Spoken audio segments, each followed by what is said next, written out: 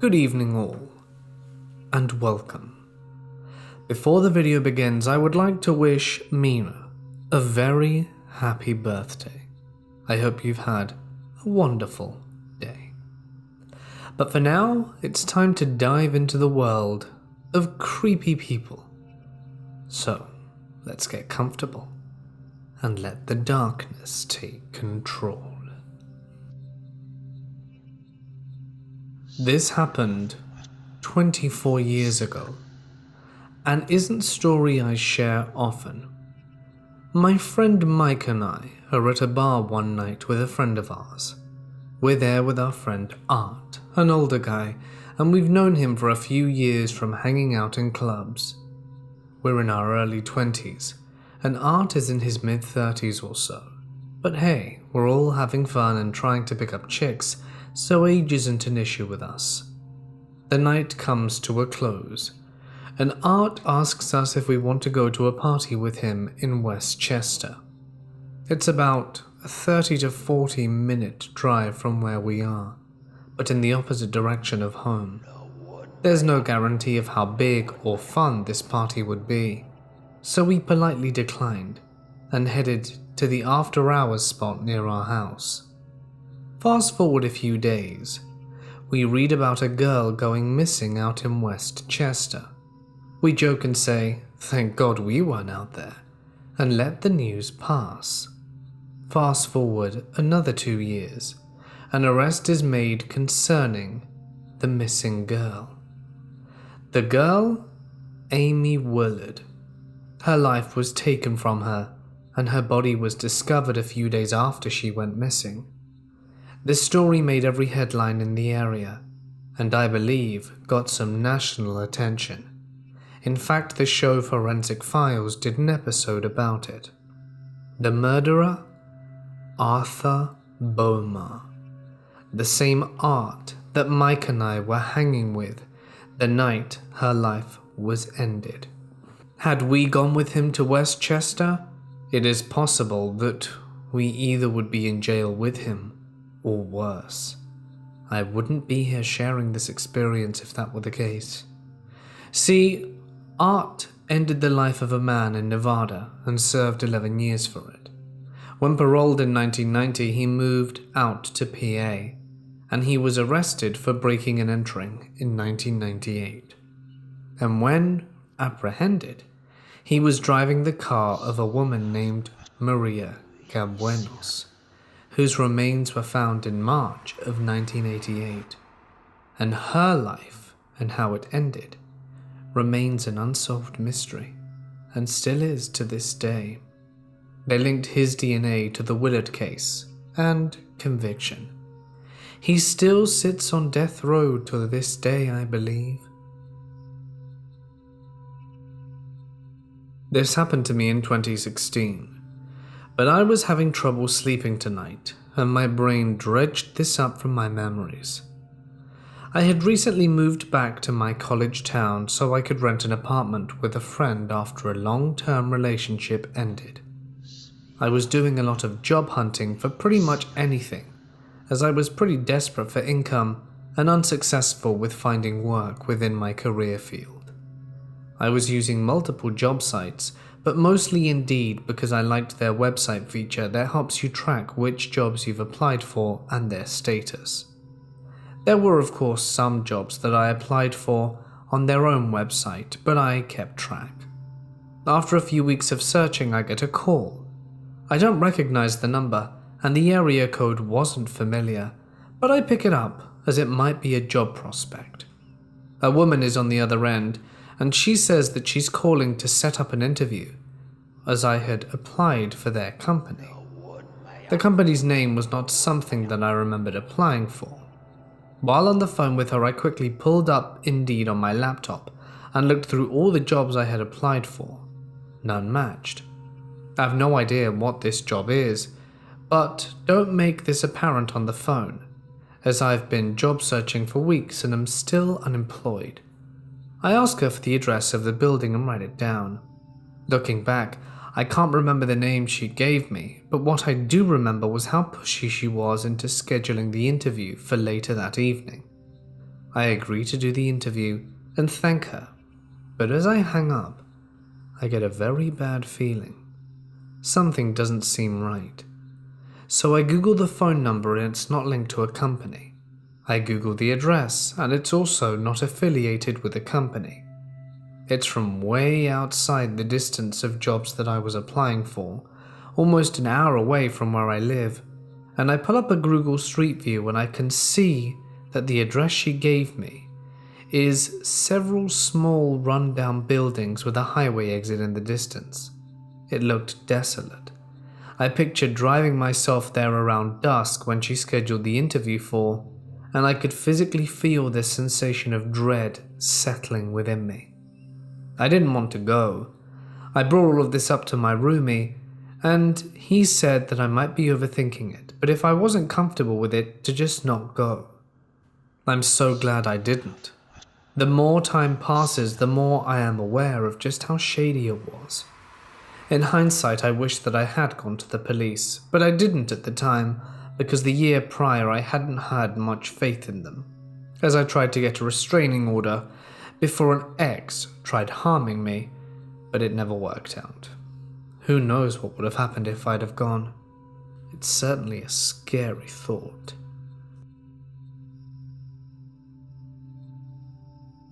I work in the criminal justice field, where I see a lot of crime, and I'm also naturally a follower of scary movies and stories in general. So I have to disclaim that I do have a heightened sense of paranoia, but my girlfriend and her roommate both agreed this was weird. I was out walking my girlfriend's roommate's dog, as she was working a night shift in their neighborhood, which is a very safe suburb of New York. I walked across the parking lot and to this field in the middle of a rotary, or roundabout, whatever you call them. I lived in Boston for a while, and they call them rotaries, and was screwing around on Reddit since it was near midnight and in the middle of quarantine, so there were no cars out. The dog had a long leash, so she was sniffing around, and then I saw her stop and stare toward the road. I looked up and saw a black SUV stopped in the rotary. I pulled on my COVID mask that was on my chin. Since no one was around, I had it off.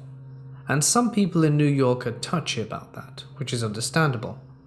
Just in case, they stopped to lecture me, and I didn't care to engage in argument. I looked back at my phone, and then back up, and the SUV was still there. It was a family. Mother, father in the front, and a 12-year-old daughter, or something like that, in the back seat. I was a bit startled because they were all just blankly staring directly at me. I sort of waved and nodded, and started walking the dog a bit around the grass, and they started to move slowly. They came around the rotary, and I looked back, and all of them were staring at me again. I figured they may talk to me, so I stopped and waited for them to get around the circle. But when they approached, they kept driving very slowly, all staring directly at me. I gave another half wave and they drove past me, still slowly and staring. And then back around the circle, and then again around the circle. Literally all of them blanket staring me, even with a little girl in the back seat.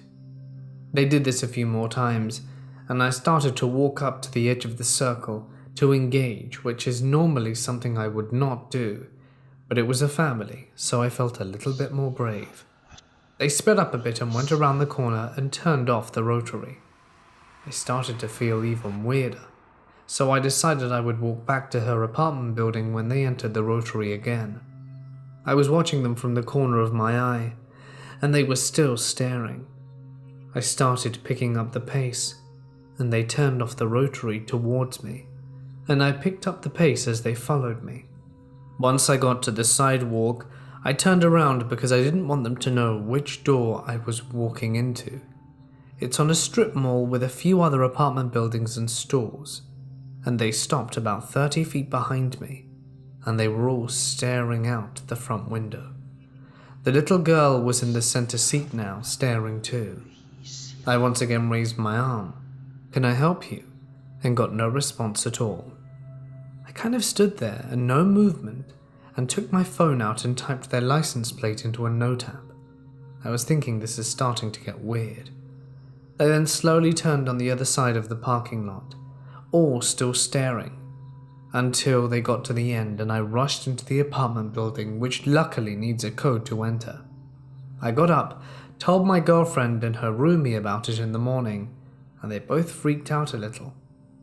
I watched them out the window, and they pulled back up to where I was standing on the sidewalk and just sat there in their car. I couldn't see them at this point, I could only see the roof.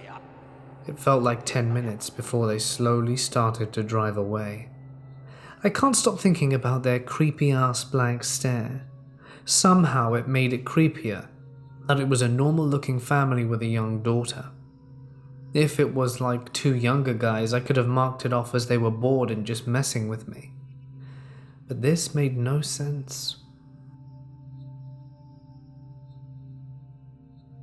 We were living in a new apartment in the San Francisco Bay Area.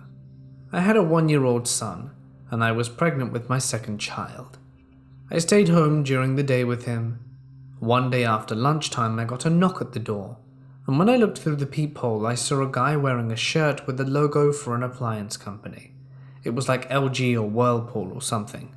I opened up the door, and he said he was going around inspecting the appliances of the apartments to see who qualifies for new or replacement stuff. In my naive and pregnant brain state, I let the guy in. My son was super grumpy because it was his nap time, so I totally was not thinking and honestly barely listening to the guy, just trying to console a fussy toddler until we could nap. I assumed the apartment manager sent him or something. He quickly looked around at our fridge and all that, said thanks, and said we would get a call if we qualified. I mentioned this to my husband when he got home, and he told me it was super weird, and he had never heard anything like that happening before. When we mentioned it to the apartment manager, she said they hadn't sent anyone to do that and wasn't notified that anyone was. I also never got a call from the company, which, they wouldn't even have my phone number. I never found out who the guy really was. He could have been a total scammer who was trying to scope the place to rob us. There were no reports of burglaries in any other apartments, though they were probably smarter than me and didn't let him in. If his intentions were to rob us, we're lucky because we were broke. Even my phone was junk at that point. We had no computer, no tablets, and all that he could have seen was some kids' toys and our old TV. Nothing of much value to anyone. Of course, my thoughts have turned more sinister than that, and I wondered if he had more malicious intent. But because I had a fussy toddler on my hip, he just kept up the ruse of doing his job and left quickly. Who knows? Just assumptions at this point. I have no way of knowing what he was doing, but I've always been way more cautious about trusting people just because they are in uniform or whatever. I don't let people I don't know into the house unless I'm expecting them, and I'm so glad this lesson was learned from a situation that ended up harmless. I got kicked out of my house when I was 15, and I had been homeless periodically, and this was in one of those times. It was cold and I didn't want to be sleeping outdoors, so I had to go through social services, and they put me into what's called emergency housing. The people who approve of these standards need to be fired yesterday. They sent me to one of the worst neighborhoods ever, into a house where I was the only female with 4 grown men for housemates, and there was no one there supervising anything. Half the house was made up of a burnt-out porch. There were both rats, roaches of monstrous proportions, and usually no heat or hot water. Me and one of the guys ended up sharing a room. Jay, one of our other housemates. I never actually saw this guy and don't know even if he lived there anymore or what. Another one was actually decent, but he drank so much every night that he forgot how keys worked, and he was usually found passed out on the floor outside the door. And there was this guy from the Caribbean. We used to call him C. This dude was creepy as hell. He had a lot of questionable friends, and they knew that our front door lock generally didn't work, so it wasn't uncommon to just run into random people making grilled cheese sandwiches in the middle of the night when I went up to pee. Me and Jay also liked to mess with C because 1, we were stupid teenagers who didn't realize that these people were dangerous, and 2, we were both arses who didn't have much to do, and we liked to screw around with C because we kept telling him to stop lining his teeth up on the windowsill by the kitchen table when they fell out from all that usage. Because, it's not the most appetizing thing to look at when you're eating. So one night, after a new tooth was added, we decided that we would just turn everything into the kitchen upside down and wait for him to come into the kitchen and pretend like it was perfectly normal. We spent 4 hours doing this, and it was almost impressive. It worked too, because he completely lost his mind after we kept telling him that the kitchen looked normal. Also, it should be noted that it was December and we didn't have heat again, but this dude was jittering around the house in his tidy-whities, swearing like a sprinkler. So C went to his room and he's cursing and slamming things around in there. J goes to the bathroom and I hear C come tearing out when J comes running into the room and slams the door looking terrified. He throws the chain locks on the door and tells me we've got to move the beds and dressers against the door and that C has a sword or something. It was a machete, and the thing comes blade first through the door, just like The Shining, but with a crazy behind it. So we're frantically trying to move our mattress against the door and the dresser, and we have no other way out besides this window, but we're gonna have to go quietly as hell under his window and run through the woods into the dark to get to the nearest payphone to call the cops.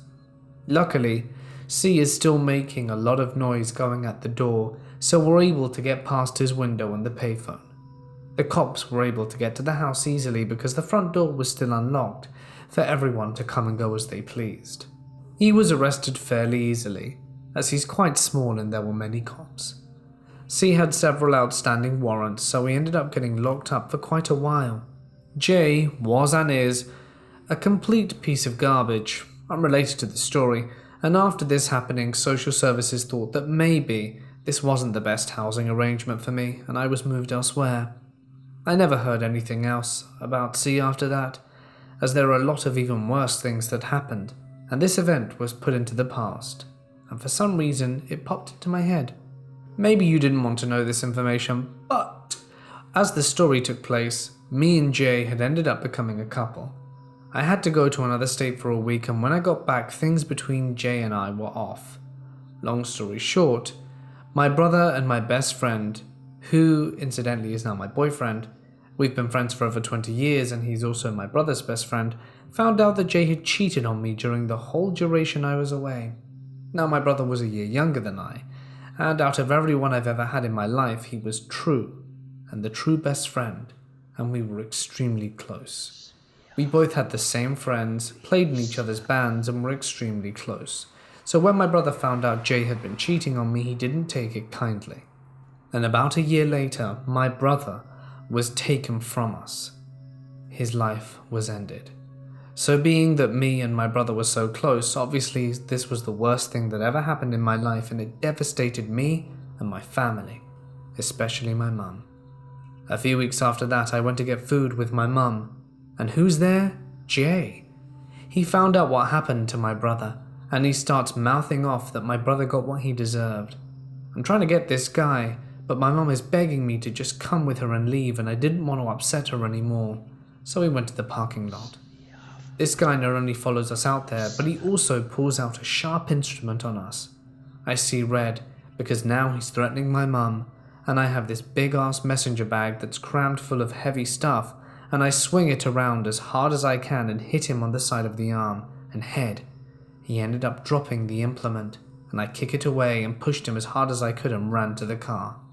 My mum had gotten into the car and started it and backed out, so she could have been readied out of there.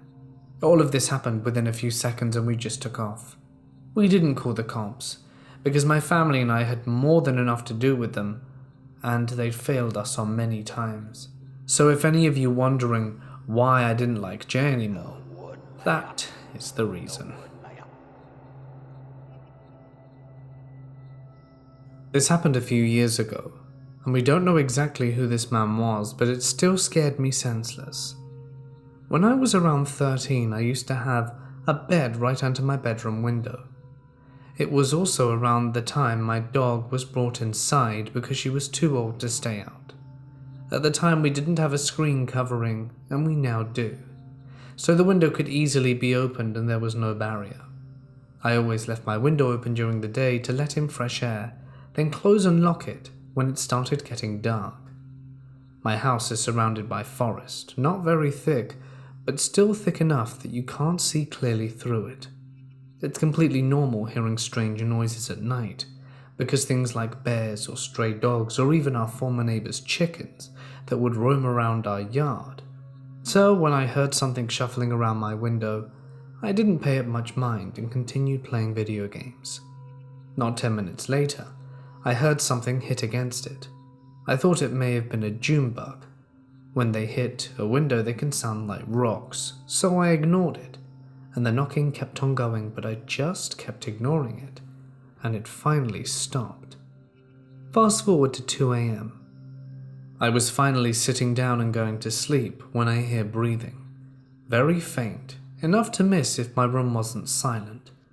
I heard something drag down my window like a stick or a finger. It did it a few times, and that was enough for me. I jumped out of bed and ran to my dad's room. I told him that there was something at my window and he immediately came to look. We turned out the light so he could see better, but there was nothing. I told him what I heard and he said we would take a look in the morning. We did just that, and my stomach churned.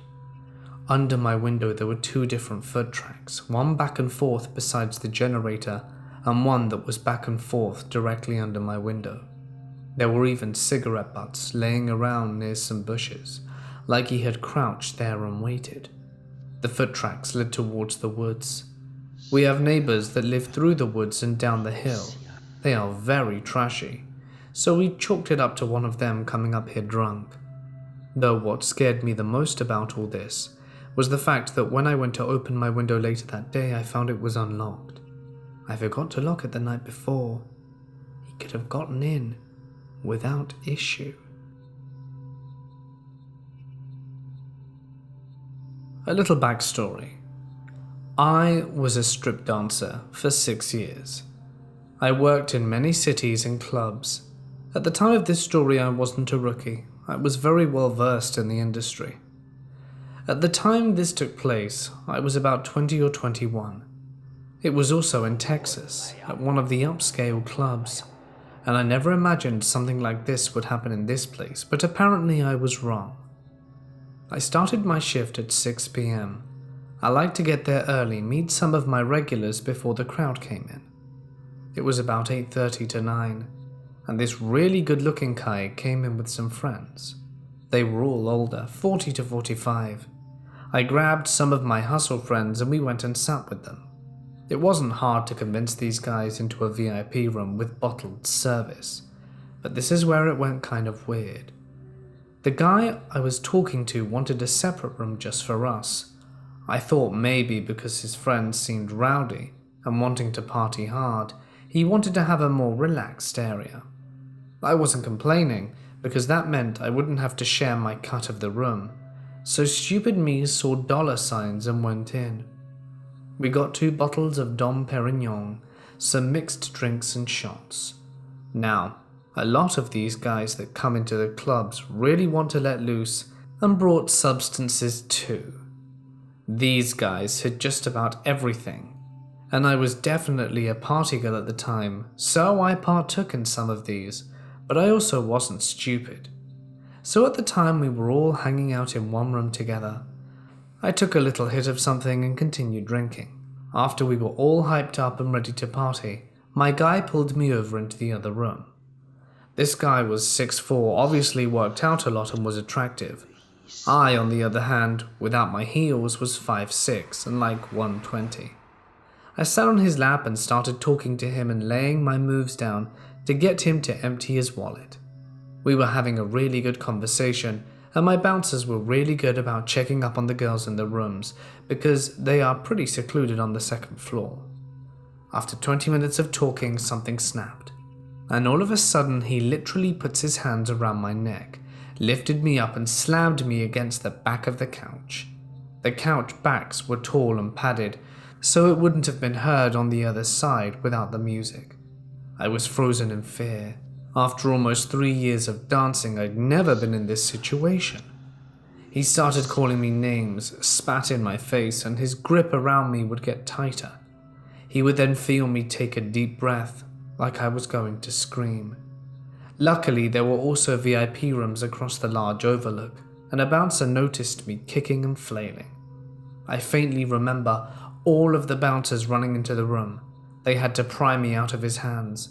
When I was finally back sitting on the couch, they had him on the floor outside the room, and his buddies acted like they didn't even know him. My manager grabbed me and carried me like a baby to the dressing room, asked if I needed any medical, and I said no and that I was just shaken up. His buddies talked to my manager and basically gave me guilt money for this happening. Apparently he was going through some rubbish divorce and snapped on me instead of his ex. My name is Thomas. I'm a 33-year-old man that lives in Baltimore City, better known as B-More or Bodymore in the urban area where it's dangerous, but when you live your whole life somewhere, you tend to adapt to your area. The following story happened 5 years ago when I was 28.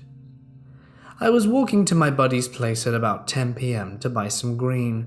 His house was about a 15-minute walk away, and on the way back, I nipped into the store because I had my cousin's independence card, so I definitely was going to buy some munchies for a post-smoke snack. But on my way back, I saw a white car drive past me and pulled up a side street a block away. Mind you, I had my earphones in, but didn't have anything playing in case someone tried anything funny.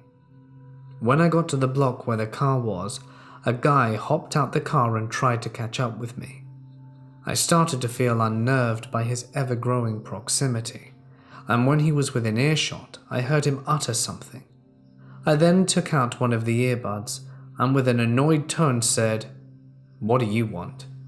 He instantly shot me a fierce reply, to not speak to him that way, and it was at that moment I saw a silver firearm that he was clutching in his coat. I had a bag of junk food in my hand and a bag of green in my shoe. Without missing a beat, he said, "Where's the money?" I then realized I was being robbed. I stopped in my tracks. "I don't have any money, I've just got this bag of green." It was at that moment when someone else hopped out the car. He was armed too, and went onto the right side of me.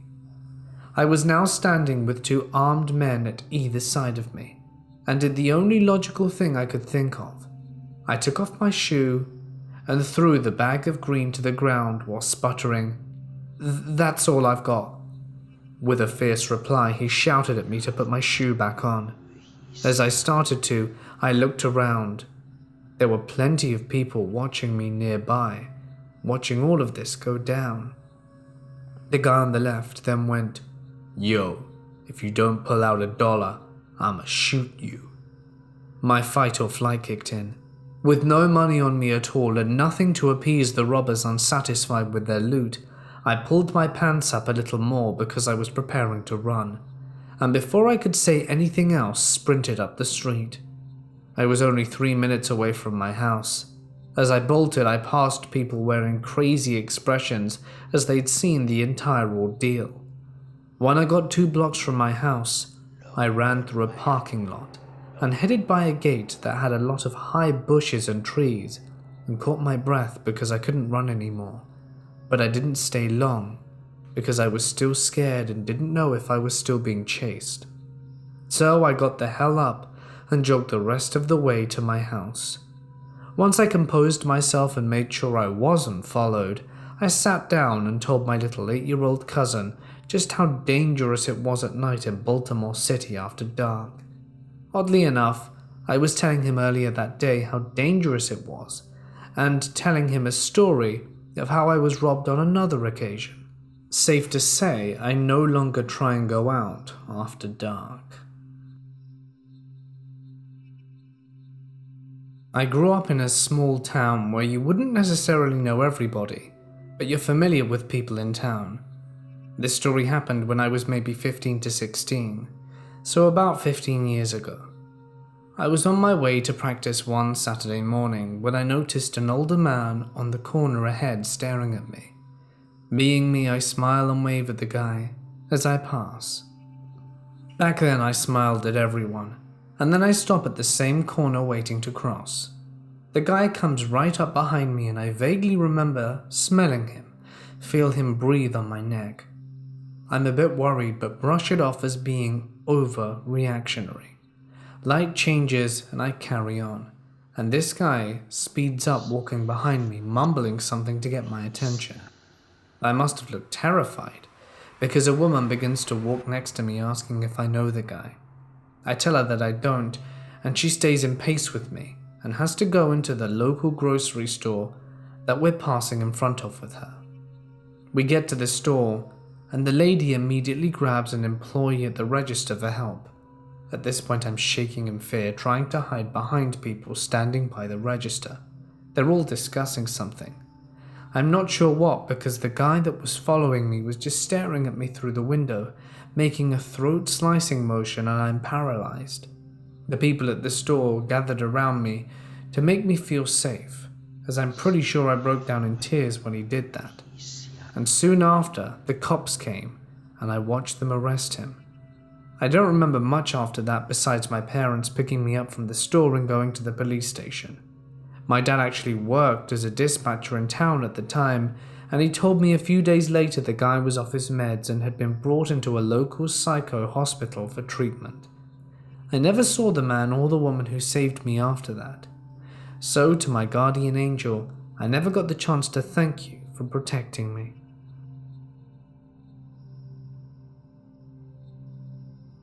Everyone has that one set of neighbors that you love to hate. They're always partying late into the crack of dawn, throwing their trash on your side of the yard, asking to borrow things or other such acts. Not to gatekeep having bad neighbors, but I feel like the years of hell these neighbors have caused my family were way worse than most normal awful neighbors. I'll let you decide. It's hard to condense so much into a few short paragraphs, and even still, I feel like this story will be sort of long. Setting-wise, a house across from ours was up for rent, and this would become the gateway to hell that ensues. We knew the person who owned the house, so some of this would be stuff she told us afterwards. The first signs of trouble started when they moved in, driving their moving truck onto the driveway and parking a nice Lexus on the lawn. For the kind of people that would come to live there, a Lexus was definitely suspect, but parking cars on the lawn became a daily habit that killed it over time. Another red flag was the number of people that came and went as the weeks went by. No one knew the true amount of people that actually lived there, but the regulars were as follows.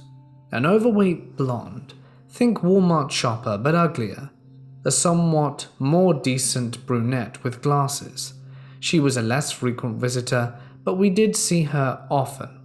A hideous rat-looking punk boy that couldn't have been older than 18. A teenage twig girl who looked like she was doing some devious stuff in her spare time and appeared anemic. And two small toddlers, a boy and a girl. This new addition to the neighborhood quickly claimed their spot as the loudest people in the neighborhood, with seemingly endless parties and arguments that would last for hours at a time. They had the foulest mouths you could ever imagine, and even the youngest child could be heard saying words that no young person should ever be exposed to. Though the days were nice, we couldn't open our windows unless we wished to hear the vulgar music that was blasting through the open garage door as one of the teens worked on a dented shell of a car every evening. A real selling point was the small toddlers would be left outside in the front yard to fend for themselves for hours on end. These people were clearly living on welfare and other such government programs, and the most annoying thing they did? Come the first full month they were there, ask us for things. The brunette lady was, more often than not, the one who showed up at our door, often with a child on her hip or one in tow behind her. The requests weren't anything weird at first. Sugar, eggs, and my mum was too nice to refuse. Then they became more strange. They asked for diapers, an electric girdle to make grilled cheese, which they did surprisingly return, and once they asked if they could charge their phone for a bit. I guess they were a bit behind on their bills and their electricity got shut off. Something like that would happen a lot more frequently in the future. The highlight of this story has yet to come.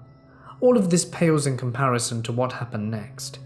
It was a hot summer's day, one that makes you feel like you're moving in slow motion and can't think properly.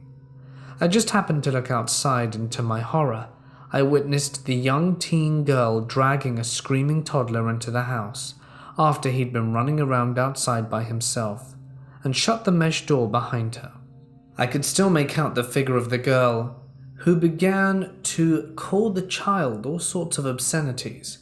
I quickly called my mother, who stormed outside telling her to stop or she'd call the police. The girl called her a nosy so-and-so and shut the front door. Just as my mum finished calling Child Protective Services, the blonde lady, her gangly teen son, and the violent teenage girl were pounding at our door, thirsty for blood. My mother slowly drew up the blinds and eased the windows open a crack, stating that she would not open the door. The nasty woman then proceeds to yell at my mother for not staying out of other people's business and that she should just leave them alone. This went on for almost a half hour before my mum had enough. My mother calmly explained that so long as she had to witness such cruel acts and foul mouths, she wasn't going to stay out of their business, and if they didn't get off her property, she would call the police. She shut the window, closed the blinds, and they kept on their cussing. Not long after, the police were called for similar reasons by our other neighbors, and the family were given a final warning and an eviction date. They stayed weeks after the water and power had been cut. When they realized they had to move out or be arrested, they did everything in their power to destroy and deface the house they were staying in. The landlady was in tears, and she gave my mother a tour of the now vacant house. Windows had been smashed, sinks were ripped out and tossed into the yard, walls were riddled with holes and foul graffiti. Toilets were blocked with human waste, and whatever they couldn't take was destroyed. It's been some time, and that same house has now been filled with a new family, but the memory is still fresh. Horrible neighbors, I hope to never meet you again. Before I begin, I should state this was a few years ago. I'm a tiny woman. I, at the time, looked like a teenager, and I've always been mindful that I am an easier target. I had seen a job interview for a small business looking for a secretary. No experience needed, as they would provide on-the-job training, and that was kind of a thing I was looking for. I applied. I heard back quickly and was invited to an interview. When I arrived, I was excited. It was a bit of a journey from my home, but it was in a beautiful old building on the 3rd floor with a modern layout inside, though you could tell it was very new, as it was bare bones and very little had been unpacked. Still though, if you have to work somewhere, might as well be a nice building, right? The interview seemed lovely. I only encountered female members of staff and they were all warm and lovely. The woman interviewing me was amazing and even sat talking to me for a while after, just getting to know me. When I got home, I wasn't in the door long before I got a phone call from them. I nailed the interview. Awesome. I thought I was offered the job. I was about to accept when I was told on the phone, "Okay, you'll come here tomorrow and we'll have a van drive you to where you're going to be working." I was confused. What did they mean? They then told me I'd be meeting with customers on their behalf and talking and selling stuff. I was not comfortable with this, as this wasn't what I was interviewed for, but I gave them the benefit of the doubt. Maybe they had a second position they thought I would fit in better with. I thought it wouldn't be that weird, as a new company, and while not that I was comfortable with it, I should at least hear them out. So I ask more questions, and the woman on the other end of the line is getting more snippy and tense. The friendliness now gone, and she wouldn't reveal who I would be going with or where. By this point, so many red flags had popped up, I said no thanks and respectfully declined the offer. For anyone curious about what happened after, I reported this as it seemed very dodgy, but when they were checked in on the floor, it was no longer occupied. They'd apparently just rented it for a week and were gone.